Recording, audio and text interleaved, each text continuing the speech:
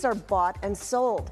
In a competitive market, realtors need innovative tools to stay ahead. Today, we dive into how Proptech and real estate media are transforming the industry, helping agents close deals faster and more efficiently. Our guest, OJ Lopez, founder and CEO of REVAstaff.com, is leading the charge in this space, providing virtual staff and media solutions for real estate professionals. His insights will shed light on the future of real estate marketing. OJ, good morning, and thank you so much for joining us. Good morning, Raine. Thank you for having me. We appreciate you being here. Now, for viewers unfamiliar with Proptech, can you give us a quick overview of how REVAstaff.com fits into this rapidly growing industry, particularly in the real estate media space? Yeah, so REVAstaff.com, we provide a comprehensive media toolkit that realtors will be able to use to provide or produce their content, from your basic photo videos to more complicated Gen AI, AR, VR apps, and things of that nature. Right. Well, in 2024, this year, many real estate media ecosystems have expanded to include virtual tours and digital staging. How has REVAstaff capitalized on these trends to help realtors not just sell faster, but improve their bottom line? Yeah, so the trend started during the pandemic. It was supposed to be just my side gig. I'm in the design and construction space, and then when we saw the opportunity that during that time that mobility has been limited, the open houses has been scarce because of that limitation due to the pandemic. Virtual tours and things of that nature. Technology has been now widely adopted, especially in international markets. So we dive into that. It was started with me just making floor plans for our clients, and then eventually these clients were asking me if we have also other artists in our platform, and so we created the whole platform. And now it accidentally became an ecosystem with Filipino artists, from video editors, photo editors, 3D artists, even software developers that were able to assist these clients abroad to deliver their media needs for their property listings. So that's how we were able to capture the trend. And after the pandemic, that the trend continues, and the adoption of technology has been really great. Are you saying that you send your staff to the properties, they take pictures, you make great pictures, you post it on your site, and it helps realtors and even property owners sell the properties faster? Is that correct? So we created a whole marketplace, from the photographers to the editors. So most of our clients are actually in the US.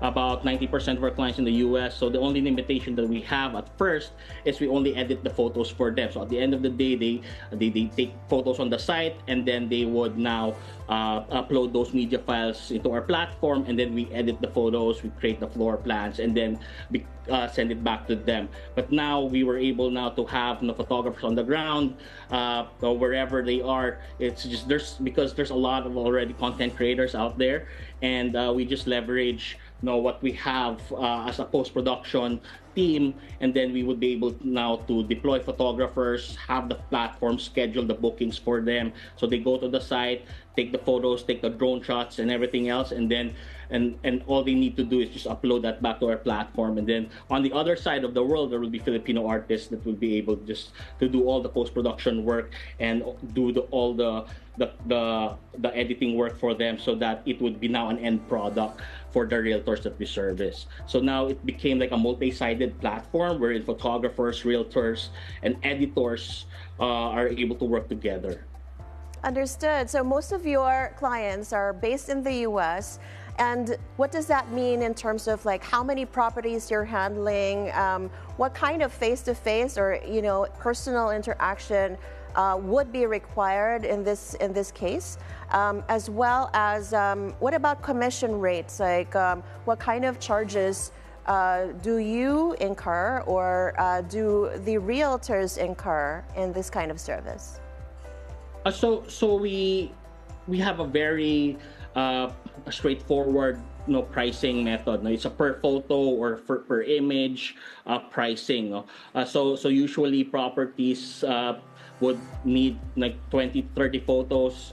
So we charge by image, on what they need, depending, because we now have a whole lot of products and services depending on what the realtors would need. Obviously, it would start with photos, videos, and floor plans, but then if it's an empty house, they would now require virtual staging, which is putting on virtual furniture inside an empty space, and it's photorealistic. So it would seem that they would actually have furniture inside the house, and that would mean that they don't need to rent furniture anymore, stage it, and that would give them at least 80 to 90% savings rather than the traditional method of home staging. So that's another solution that we provide our clients. And another very interesting stuff that we do is the VR content, wherein if you put on your headset, if you do have VR goggles, it would be an immersive experience for your buyers to be able to look into the space and as if they're actually there on site.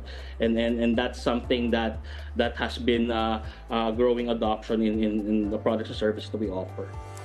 Right, OJ, so how many clients are you handling right now? And I'm looking at some of your slides here, and it seems like a lot of people, it says 83% of buyers just need to be able to see the listing photos to be able to decide to go to the house viewing, and that's just to go there.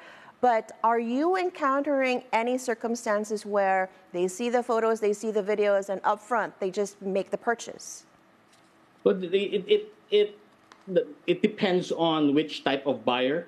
Usually real estate investors just look into it, and then depending if it's an end user, if you want to live in that house, then you actually want to go there on site and see it for yourself. But if you're an investor looking for wholesale listings and things like that, no, you would just look at the photos and videos and give an offer, especially if the listing price is quite attractive. No, so those are different types of clients, different types of buyers. But what we usually service is the brokers or the sellers themselves, and then the sellers would be the one to list that in their MLS or in the other platforms, the property portals that there are currently. So what we do for them is the media content that they would put out. Is there a profile of the kind of properties that you put out on your site and the kind of buyers and sellers that are able to interact on your site? Is there, for example, an income bracket? Is there a particular price bracket for those particular properties? So right now, median prices, especially in the U.S., is around $400,000, $500,000 in the markets that we serve, and that's mostly in the tri-state area, New Jersey, New York, and Connecticut. That's probably about 70% of our clientele, and we try now to expand to other markets as well. But mostly we have a strong presence in those markets. Where are you trying to expand to? What are the prospects? Yeah, so recently, about a couple of months ago, we were in Canada, representing the Philippines in the largest tech conference in Canada. So right now we have a few clients already there in Toronto, and then there's a huge Filipino community in the West Coast, as you may know, and we are partnering with Filipino realtors to actually introduce the product in the West Coast as well. So those are the two markets that we're concentrating right now, apart from what we have a strong presence in which is in the East Coast, which is the market we actually started with. Since you're dealing mostly with Western clients, are there challenges that realtors, both sellers as well as brokers, face when trying to integrate these digital tools? And how does REVAstaff Media Solutions directly impact their profitability or ROI? Yeah, so especially for brokers that are not very tech savvy, they have they're anxious about using technology that they don't understand, or they are very used to the traditional ways of networking and giving out business cards and things like that. of course, all those work, what we are saying, that this is a complement to what we're doing. So in order for them to have a smooth transition to adopting these technologies, we have a two-prong approach, which is not only automated but also assisted, no? And the advantage of being here in the Philippines is we have a lot of experience in the BPO space. There's a lot of people that were employed in that space and understand the space, who are able to service the North American market. So we have a few employees that are coming from that space, and they are the ones who are assisting them. So we have customer success and onboarding managers and account managers that helps these realtors to have a smooth transition to using these technologies that we offer. All right, so that's also within your purview. Now, startups in Southeast Asia have also expanded their media ecosystem significantly. How do you envision REVAstaff scaling to compete or collaborate with these larger platforms, and how does that scale affect pricing for your customers? How do you even decide which market to get into?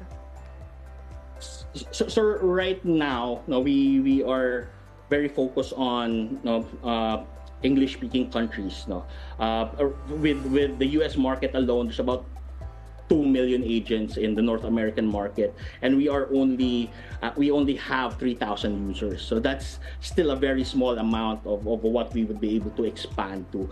As to the big property platforms, we're actually not competing with them. We're a complementary service because they are the ones who generate the traffic and actually have the customers' eyeballs on those platforms. However, they need to have this beautiful and attractive photos of properties to be listed on their site. If you go to any property portal, the first page usually nice pictures, but when you go to the third, fourth page, these are now very poor images taken by realtors, and it's not a fault of their own because they're not professional content creators. Hence, our platform could be complementary to these big platforms. And the biggest platform in the U.S. actually acquired a company just like us, and that's actually part of our roadmap.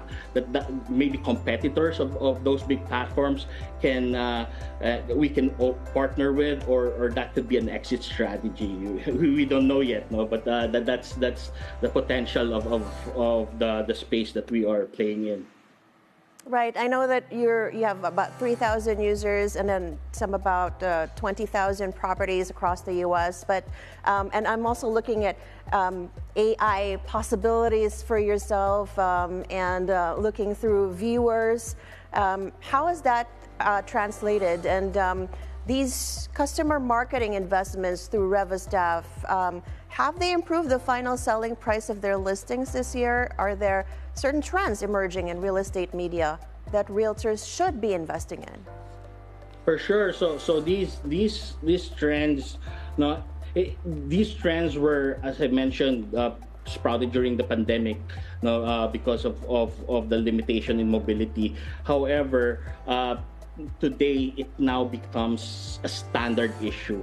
Hence, there's still a huge gap of adoption in this technology, although this is trending upwards. So that's what we are really banking on. And then as to if the listing price, if you would be able to generate high quality content, the listing price, they would get what they're asking for, or even higher if there would be multiple bidders in that property, multiple offers. So those are the things that we see for the realtors that are successful in using these types of technologies. OJ, when we get back, we need to take a quick break, but when we get back, perhaps you can answer the question of why not the Philippines? Follow the Money is taking a quick one. Back in a moment. Stay with us.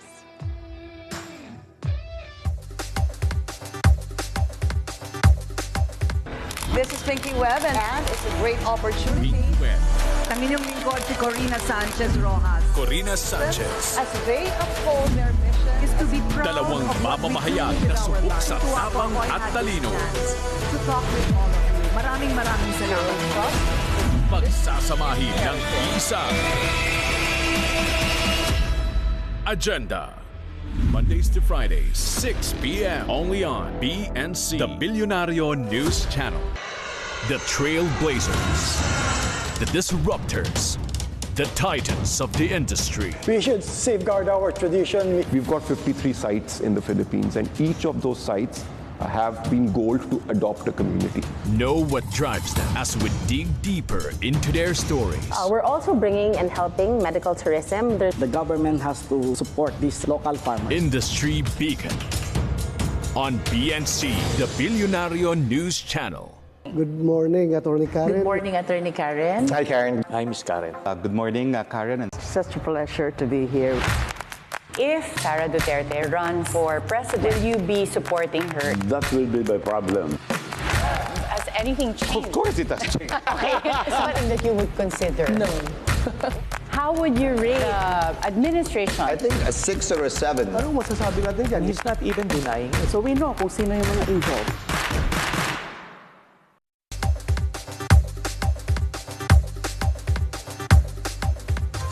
Welcome back. We're still with OJ Lopez of Rev Staff. Now, OJ, again, you mentioned earlier that you've been recognized at the Toronto Tech event in 2024 as a rising Philippine startup. What does that recognition mean in terms of your company's growth, and how will it benefit your clients' bottom lines as you scale? So definitely that's something that we are very proud to represent the Philippines. There's only very few startups, actually just 4 startups who were there from the Philippines and in that event, and having that global audience to actually look into Filipino startups and what the technologies that we can offer. And definitely when we were there, we saw the potential of Filipino startups can actually compete globally, and the Filipino talent is something that we should be proud of, and that's what we're trying to showcase as well in our startup. That these talented artists that we have in the Philippines just need to have a platform that they would be able to offer their talent and showcase this to the world, and that's what we're trying to do with REVAstaff. It's not just about us; it's also empowering the Filipino artists to showcase their talent to global audience. I think real estate is something that we are starting with, but we're looking into other verticals as well in the future. There are low-hanging fruits like engineering and architecture and furniture and maybe automotive and things like that. So right now we're just playing in the real estate media space, but there's a huge potential in going vertically. As I mentioned, there's still 2 million agents out there, but also horizontally with other markets that would need the same type of service. Right, and you are an architecture major yourself, if I understand correctly, but you are in this technology in Proptech, and 90% of the clients in the U.S. Why not the Philippines? But we tried, at the very beginning, we tried to actually to partner with then because of the cost arbitrage. There's as a startup, especially as a bootstrap startup, when we began, we didn't have any outside funding when we initially started. So that's the market that attracted us because of the returns. But right now that we were able to attract a few investors, we're looking into also the Philippine market. Although there's different dynamics, the practice of real estate in the U.S. is driven by the secondary market. Here it's more on condominiums and such, but we're starting to work with local developers. The broker, usually our clients in the US are the brokers and the sellers. Here it's mostly the developers because they are the ones who has the marketing budget, but then the brokers, especially the ones that has international brands, like Remax and Keller Williams, are starting to adopt the services and products that we have, because it's also been marketed to them by their US counterparts, as we are a preferred supplier of both of those brokerages. You've been lucky enough to have the support of VCs as well as angel investors, but how has the effect been of this startup on your particular bottom line, on your personal finances? And looking back at your journey, is there a particular moment that made you realize that the impact of your work and on the realtors' lives and their financial success is real? Well, at the very beginning, we haven't really imagined that we would be able to reach this point. No, it was just us. It was just me trying to get a side gig during the pandemic, and it just became a full time when there's already a lot of orders that we need to really focus on this business. Hence, I went to this full time, and then as to providing jobs for a lot of Filipino creatives and seeing them, their quality of life uplift. Some of them get married already or buy their first car and things like that. And also for the realtors, we saw realtors that started with just a $50 order now orders a few $1,000s orders every month, and that means that they are now acquiring more listings and they are now selling more listings, hence they have actually more orders to us.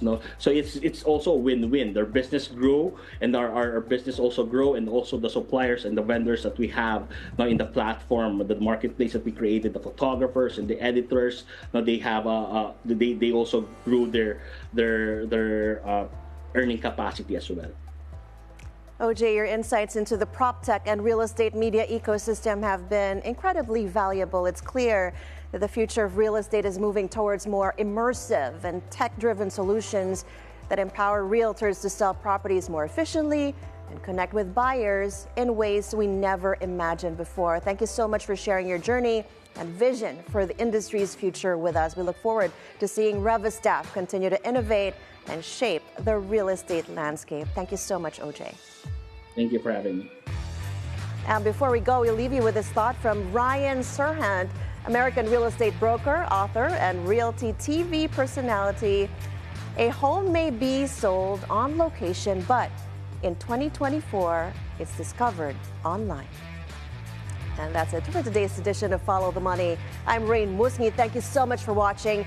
Keep it here on BNC, the Billionario News Channel, always on top.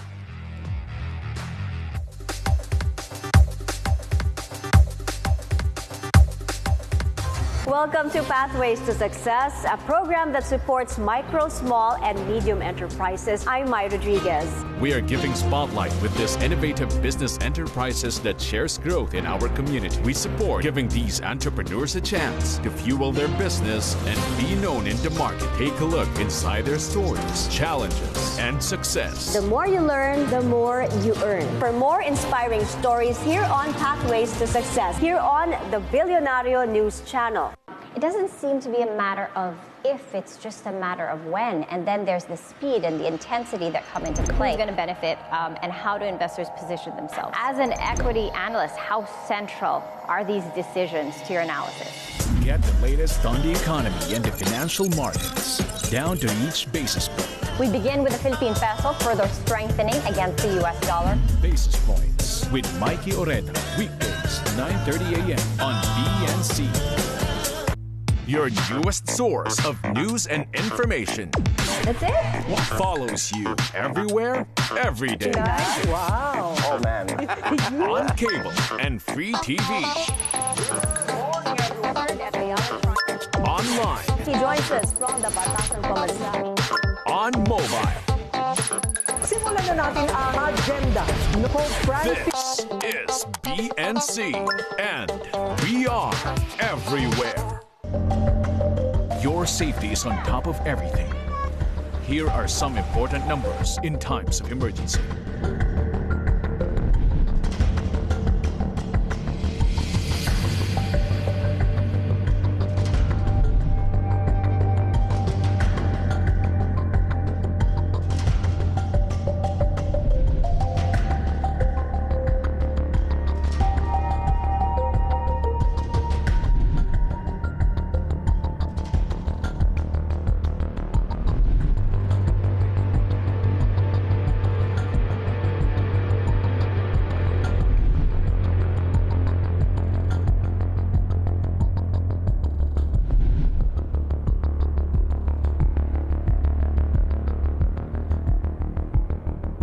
Public service reminder from Billionario News Channel.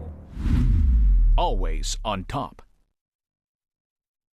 Filipino fashion and culture took center stage in Annex 417 along 5th Avenue in New York City, where Philippine Next hosted its second fashion event. Founded by Bessie Bisana and Rob Malyari Diauria, Philippine Next is a platform that champions the creativity and craftsmanship of Filipino designers. Philippine Next means the Philippine talent is next. Present at the Spring-Summer 2025 show were guests beauty queen Pia Wurtzbach, Filipino-American drag queen Digna, renowned New York-based designers Inigo Elizalde and Rafi Tutenko, tennis player Manolo Echos Angara, and Miss Universe 2022 Arbany Gabriel, who walked the runway.